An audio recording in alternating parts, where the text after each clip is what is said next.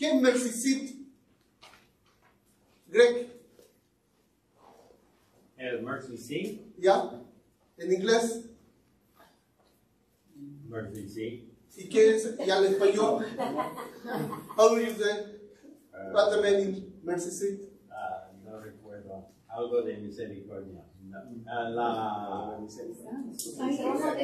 trono de no es trono. No, pero es asiento en realidad. Es un asiento. Sí. Pero no es un asiento. Exactamente. Pero eso no es. En el mercy seat, está en inglés. Cuando tú... Es el trono de misericordia. Pero cuando tú tienes el lugar, el tabernáculo, esto se tiene que entender a la luz del tabernáculo.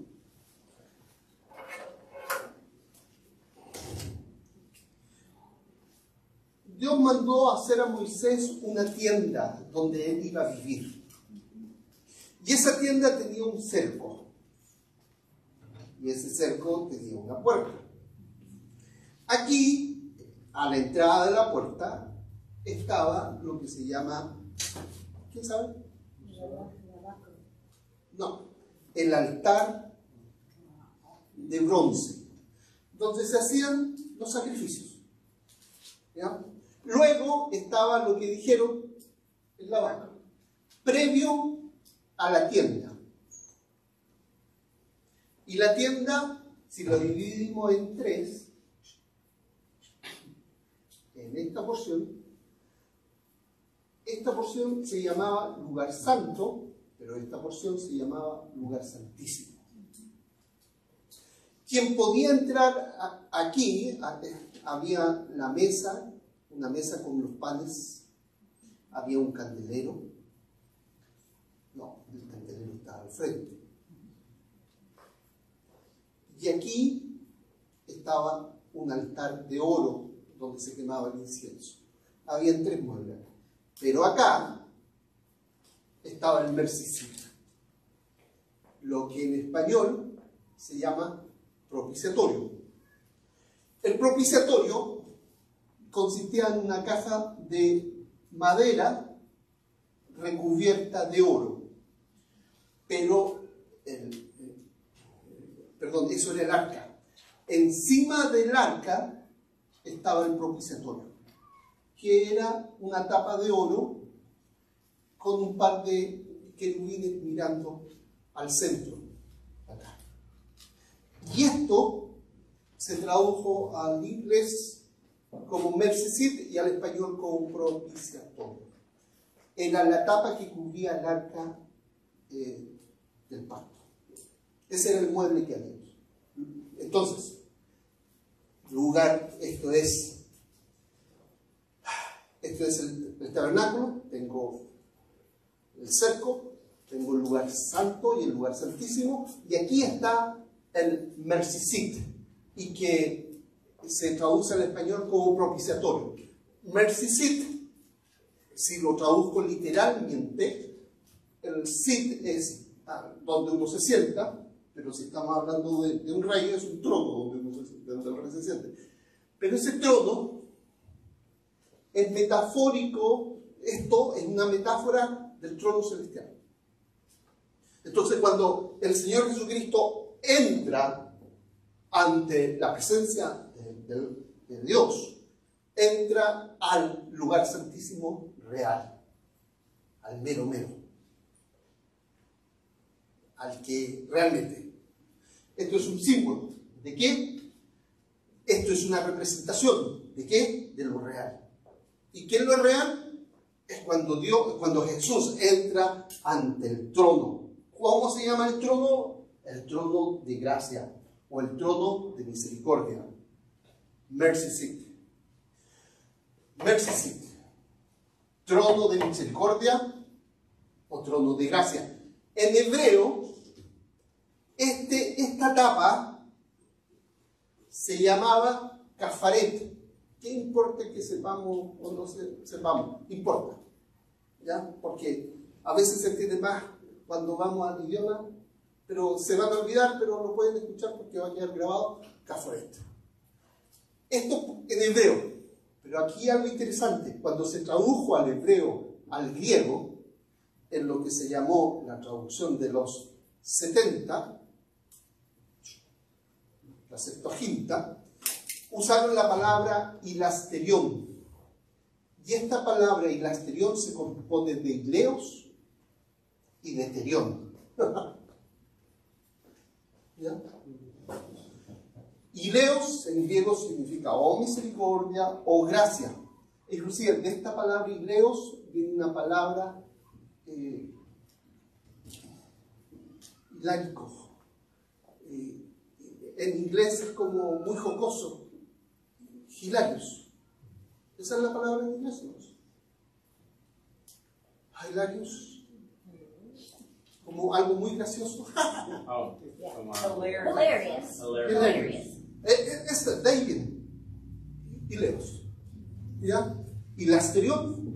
Entonces, terión, lugar de. Lo interesante es que nosotros tenemos en el español palabras como lavatorio. Y el torio es lugar de. Lugar de donde se lava. Entonces, todo lo que sea torio significa lugar de, y en este caso, donde se lava. Acá era el lugar de la misericordia. Lugar de la gracia. Lugar de, y como el lugar de misericordia y gracia, produce salvación. Ahora, en latín, ¿qué tiene que ver con latín? Porque nuestro español, y así como palabras en inglés, también vienen del latín. Esta palabra, hilasterión, se tradujo como propiciatorio.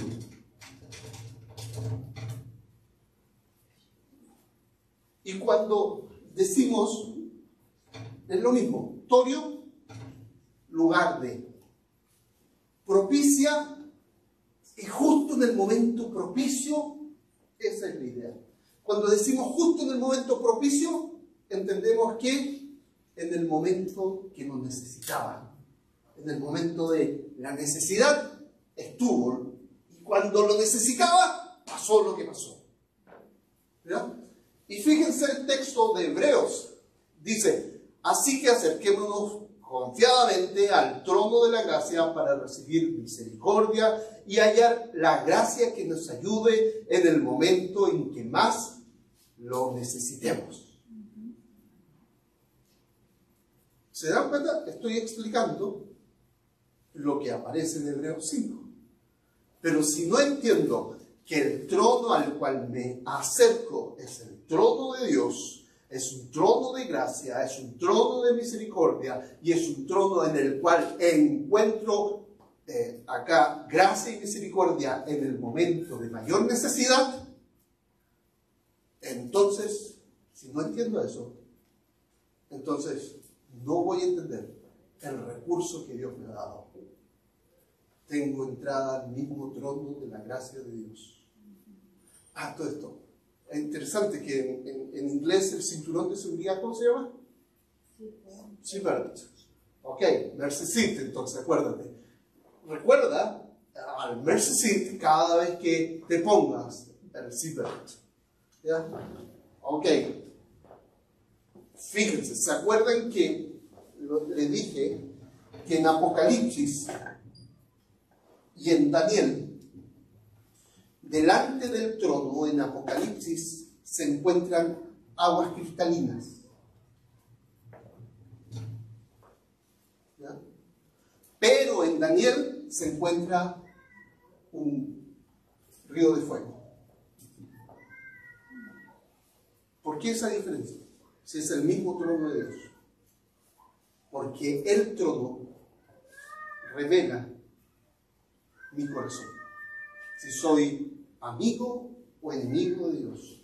Si soy del pueblo de Dios o soy contrario al pueblo de Dios. Si soy de aquellos que han sido redimidos, entonces, si soy de aquellos que soy redimido, entonces, si soy de los redimidos de Dios, entonces el trono, delante del trono de Dios, para mí, hay aguas cristalinas sanadoras. Pero si soy del enemigo de Dios y por lo tanto enemigo del pueblo de Dios, el trono revela que lo que hay delante para mí es un río de fuego. Es el mismo trono. Pero si yo voy delante de Dios siendo enemigo, eso que se está delante de Dios, como aguas cristalinas de Apocalipsis, el río de fuego. Pero si yo he sido de aquellos que han sido perdonados, redimidos, lavados por la sangre de Cristo, entonces las aguas son cristalinas. Sí. Ahora vamos a Daniel capítulo 7. Entendiendo esto entonces, entendiendo que el trono de Dios es el trono de gracia y de misericordia. Empecemos el versículo 13. En esa visión nocturna, vi a alguien con aspecto humano. En la otra versión, la Reina Valera 60, dice uno como hijo de hombre. Yo prefiero que dijera hijo de hombre. ¿Por qué? Porque es el título que aparece 83 veces, imagínense, usados en el Nuevo Testamento para referirse a Jesús. Entonces, 83 veces en el Nuevo Testamento se cita esta porción. Esta visión vi que alguien con aspecto humano, el Hijo del Hombre, venía entre las nubes del cielo. Algo interesante. Cuando Jesús asciende y están los discípulos mirándolo, una nube lo oculta. ¿Ya? Y entonces, este momento en que Daniel está viendo, es como si Daniel lo hubieran metido delante del trono en un momento de la historia en que no hay tiempo, por decirlo de alguna manera, y ve al Señor Jesús siendo recibido después de su muerte y de su resurrección. Acuérdense, hermanos, esta época que estamos haciendo acá de Israel fue una de las peores épocas de la historia de Israel. Israel se creía ser el pueblo, y era el pueblo escogido de Dios, pero además decía, si Dios está con nosotros no nos va a pasar nada, podemos hacer y deshacer, podemos vivir como queramos, total Dios está acá con nosotros. Y se portaron muy mal. Entonces Dios lo entregó a Nabucodonosor. Dios lo sacó de la tierra de Israel a una tierra extraña en que no conocían el idioma. Dios los sacó, los desechó, y entonces Israel está diciendo, ¿qué vamos a hacer? Como todavía estamos bajo este imperio babilónico, todavía no tenemos posibilidad de estar cerca, tampoco tenemos templo porque el templo fue quemado, tampoco hay lugar santo ni lugar santísimo, no hay trono, no hay nada, no hay mercy seat. Entonces Daniel recibe esta visión. Un minuto. ¿Qué? ¿Cuál es la visión? De que el Mesías va a venir con aspecto humano y se va a presentar delante del trono. Dice el versículo, se acercó al venerable anciano y fue llevado a su presencia. Todos los pueblos, naciones y lenguas lo adoraron. Su dominio es un dominio eterno, que no pasará, y su reino jamás será destruido. Entonces, Daniel está viendo al Mesías después de la resurrección. Daniel está viendo al Mesías siendo entronizado. Versículo 15, yo Daniel me quedé aterrorizado y muy preocupado por las visiones que pasaban por mi mente. Me acerqué entonces a uno de los que estaban allí y le pregunté el verdadero significado de todo esto, y esta fue su interpretación. Los 4 bestias son 4 reinos que se levantarán en la tierra, pero los santos del Altísimo recibirán el reino y será suyo para siempre, jamás. ¿Y dónde están los santos? Y aquí otra vez vuelvo a preguntar, ¿qué es ser santo? La palabra santo originalmente significa apartado. Y entonces, y aquí entre tirón de oreja y no tirón de oreja, tú eres santo porque Dios te apartó para Él. Un santo que ha de vivir santamente. El hecho de que seas santo te desafía a vivir santamente. El otro día escuchaba Proverbios capítulo 11. Recuerdo que es Proverbio 11 porque lo escuché el día 11. Decía que la pesa donde se pesa, la balanza justa, a Dios le agrada, pero le desagrada la balanza que está arreglada, la odia. Si yo vendo 1 kilo de arroz, entonces tengo que pesar 1 kilo de arroz. Si vendo 1 litro o 1 galón, le estoy hablando, 1 kilo sería 1 pound o 2 pounds, libras. Si estoy diciendo que voy a vender 1 kilo o 1 libra o el peso que sea, entonces he de pesar lo correcto, porque a Dios desprecia, odia la balanza que está arreglada para que gane el que vende. Qué interesante.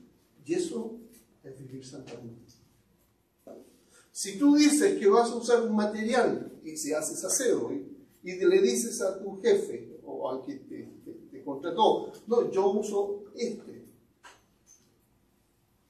y usas otro material, entonces no estás siendo justa, ni estás expresando lo que eres. Has de vivir santamente. Si tú dices que vas a hacer esto y haces esto otro, no reflejas el Dios que sirves. ¿Ya? Entonces, tú eres santa porque Dios te apartó para sí, que has de vivir santamente. Pero la pregunta era, ¿dónde está aquí expresada los santos? Pero los santos del Altísimo recibirán el reino. ¿Quién recibe el reino en el versículo 14? El versículo 14, quien recibe el reino es el Hijo del Hombre. Qué interesante. Es el Hijo del Hombre el que recibe el reino. Y aquí hay una expresión en el Nuevo Testamento, y que quizás no se han dado cuenta, pero la expresión es en Cristo. Tú estás y tú eres. Could you translate? Tú eres en Cristo. ¿Tú Greg, puedes traducir tú eres en Cristo? Oh, he knows. A ver. You are in Christ. Yeah, él sabe. ¿Ya? ¿Puedes traducir? Tú eres en Cristo. We are in Christ. ¿Y tú estás en Cristo?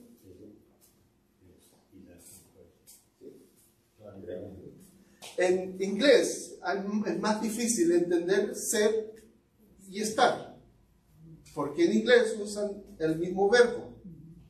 Para nuestro español es más sencillo. Nosotros no solamente estamos en Cristo, sino que además somos en Cristo. Nuestra identidad está determinada por Cristo. Entonces, cuando Cristo se presenta delante del trono, y como estamos en Él, somos en Él, y nuestra identidad toda es en Él, Cuando Él se presenta, nosotros nos presentamos en Cristo. Entonces, por eso es esta distinción de está este Hijo de Hombre y están los santos que reciben. ¿Pero no era Cristo el que recibía? Sí, es Cristo el que recibe. Pero nosotros somos en Cristo. Y la Escritura habla de que hemos sido bautizados en Cristo. Y cuando dice la Escritura bautizados en Cristo, cuando me corté, casi me cortó el dedo. Entonces yo agarro la piel y me la pego, porque tenía que volverse a estar. Y después me eché en la farmacia encontré las gotitas, entonces me pegué la piel. ¿Ya? Acá tengo me pegué la piel, y mi esposa me decía, pero eso requiere puntos. Yo no voy a poner puntos, no voy a pegar la piel. ¿Ya? Lo interesante es que los maestros que trabajan con estas cosas están acostumbrados a un pegamento para pegarse lo que se pegó. ¿Por qué digo esto? Porque Cristo me tomó y me puso en Él. En realidad quien me tomó fue el Espíritu Santo y me puso en Cristo. Y eso se llama en la Escritura bautismo en Cristo. ¿Ya?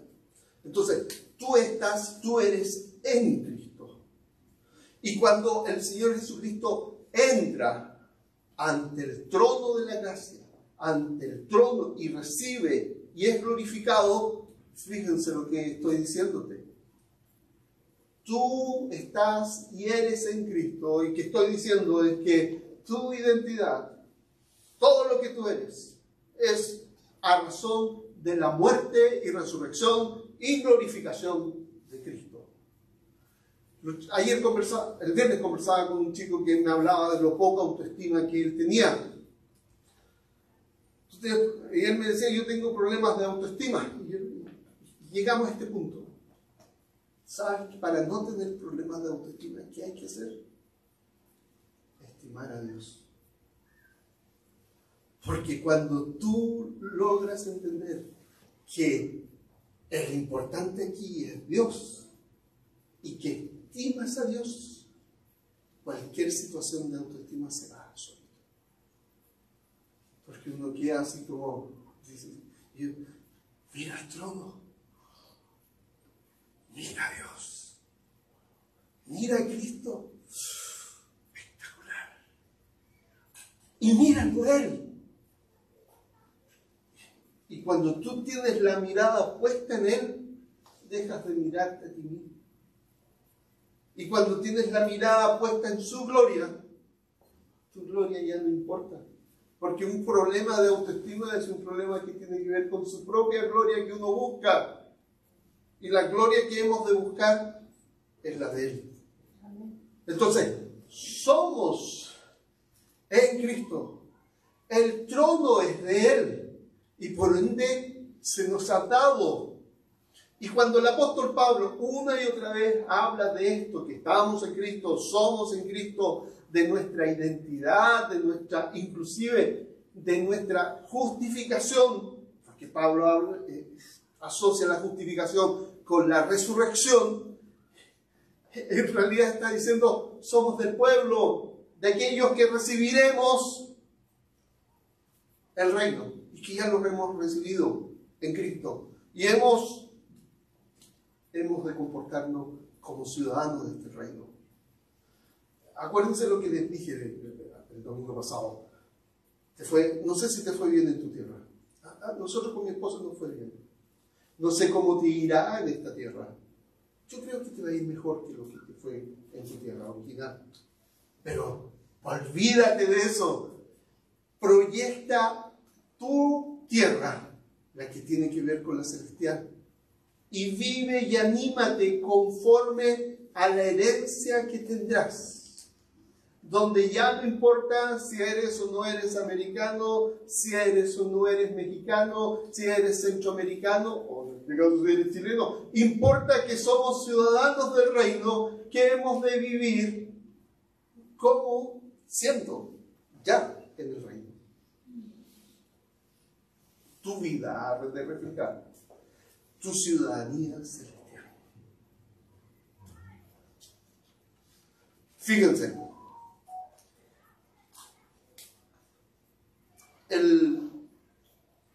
y aquí versículo 26, los jueces tomarán asiento y el pueblo se le quitará y se le destruirá para siempre.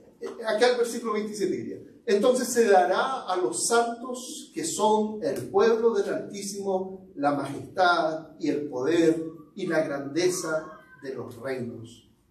Su reino será un reino eterno y lo adorarán y obedecerán todos los gobernantes de la tierra.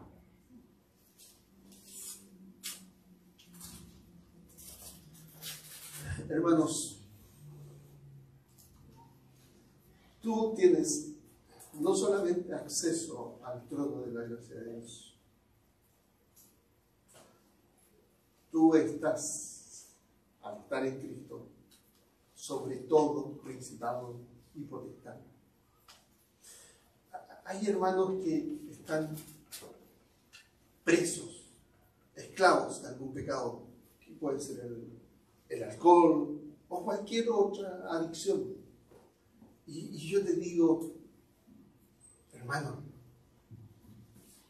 tu Señor no es. Tu Señor es el que derramó su sangre por ti, y que resucitó y que te dio la victoria, y que puedes vivir victoriosamente. Hay otros que están luchando con una adicción al sexo, que como es la homosexualidad o el lesbianismo, ni siquiera ni luchan, sino que se entregaron y se dicen cristianos. Y uno tiene que decirle, hermano, tú eres santo, tu vida ha de reflejar esa vida santa, que ya es tuya, y que no eres esclavo o esclava de aquel pecado. Lo puedes, el Espíritu que actuó en Cristo resucitándolo de los muertos es el mismo Espíritu que actuó en ti.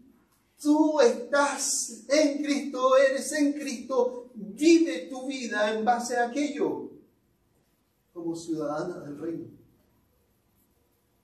Y viene y dice, es que no puedo. Y ahí viene la palabra, eso es mentira. Porque en Cristo podemos. Entonces, enfatizo nuevamente. El Señor Jesucristo ha resucitado. El Señor Jesucristo se sentó, recibió el reino. Nosotros estamos y somos en Cristo. Y hemos de vivir conforme a lo que somos. Y hemos de ser agradecidos, no llenándonos de rencor. Hemos de mostrar a quién pertenecemos. Oremos, hermanos.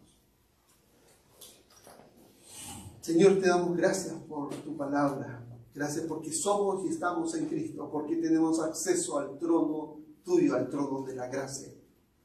Gracias porque tu trono es trono de misericordia, donde podemos encontrar gracia y misericordia en los tiempos de necesidad.